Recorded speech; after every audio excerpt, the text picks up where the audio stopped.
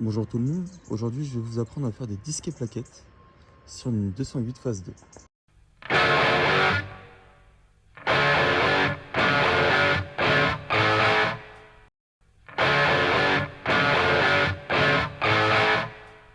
Pour commencer la vidéo, je vais vous mettre une liste de tout ce qu'on aura besoin.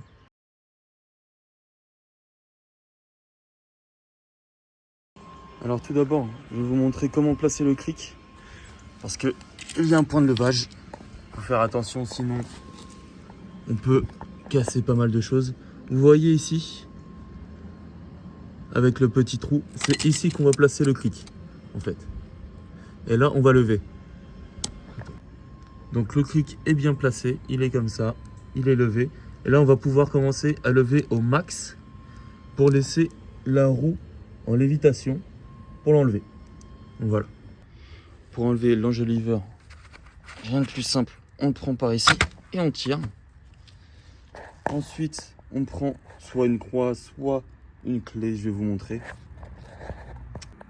Donc la clé est mise comme ça, hop, on se met dessus et on desserre.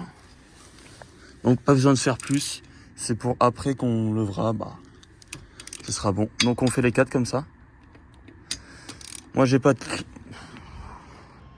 J'ai enlevé la roue et on peut constater que c'était urgent de le faire.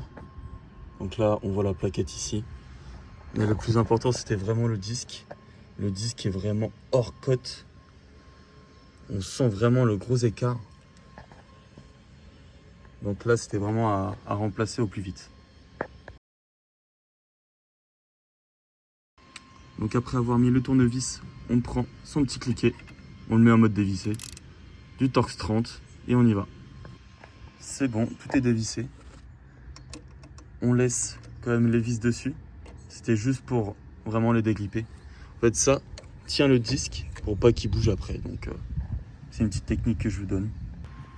Pour repousser tout ça, vous vous munissez d'un gros tournevis. On essaye vraiment de bien le mettre ici, comme vous voyez. Et là, plus qu'à tirer comme ça. Et là, le piston, il peut rentrer. Donc le bocal de liquide de frein qu'on avait laissé ouvert, c'était pour ça. C'était vraiment pour évacuer un petit peu l'air. Donc tout est bon. On va pouvoir enlever la vis.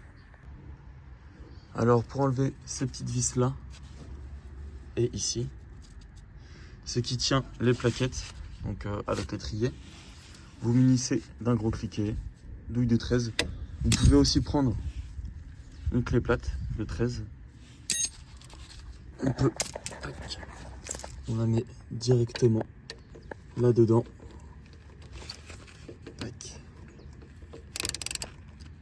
Et là, plus qu'à desserrer. Bon, moi j'avais déjà desserré, mais... Donc, hop là, on peut enlever l'étrier, le poser sur l'amortisseur. Hop là, les plaquettes qui sont là.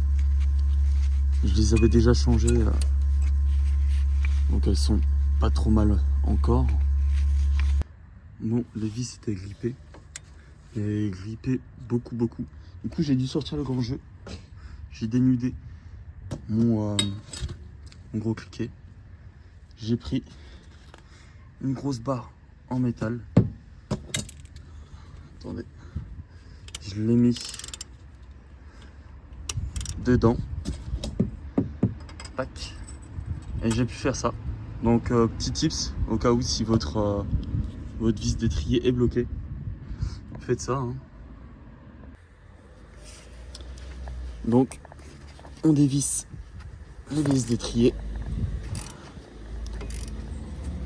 Ça peut prendre un petit peu de temps à la main, mais...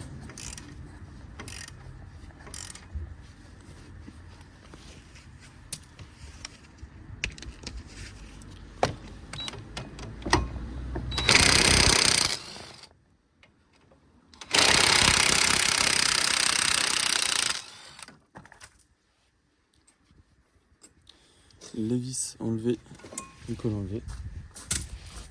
On reprend notre Torx 40.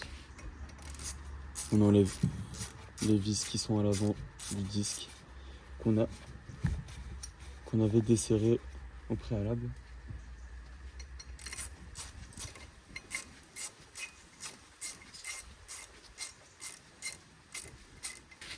Et le disque est tombé. Hop là.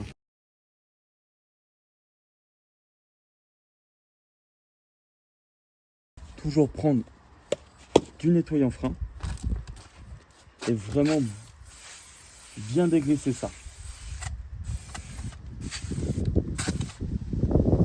On prend un chiffon.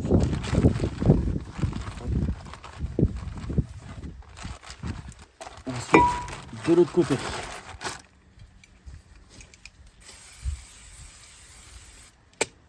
Hop.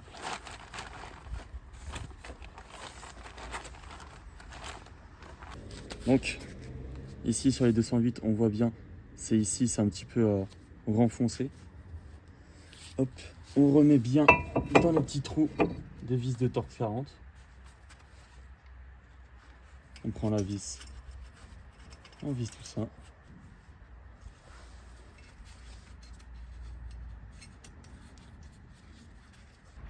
On le visse.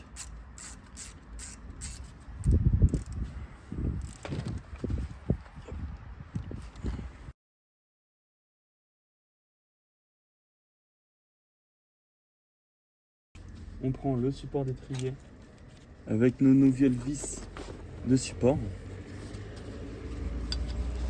Hop, on replace bien ça.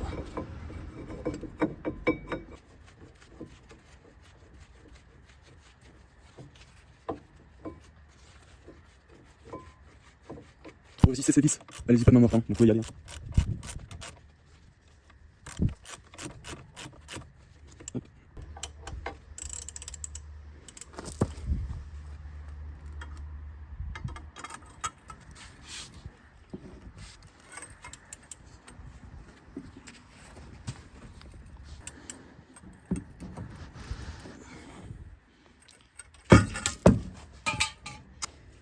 Ensuite, après avoir tout bien serré, on prend de nouvelles plaquettes.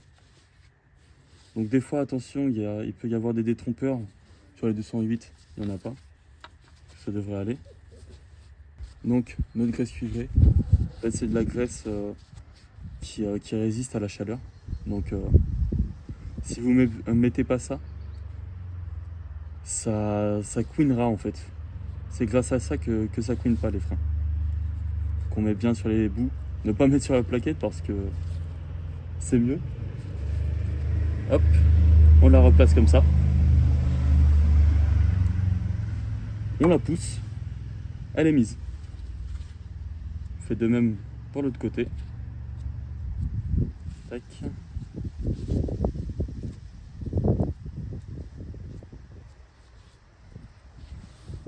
Mais que sur les bouts, hein, bien sûr. Tac. On la met, on la penche et on y va. Rien de plus simple. On reprend notre étrier. On le replace comme il faut. Donc faites attention.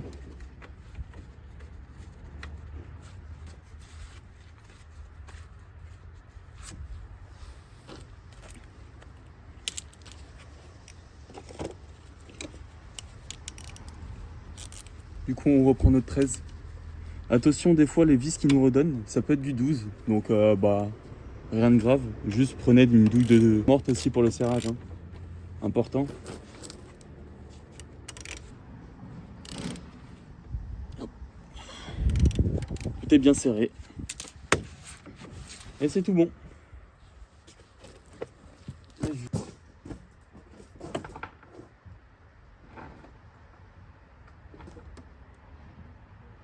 Redescendre le cric.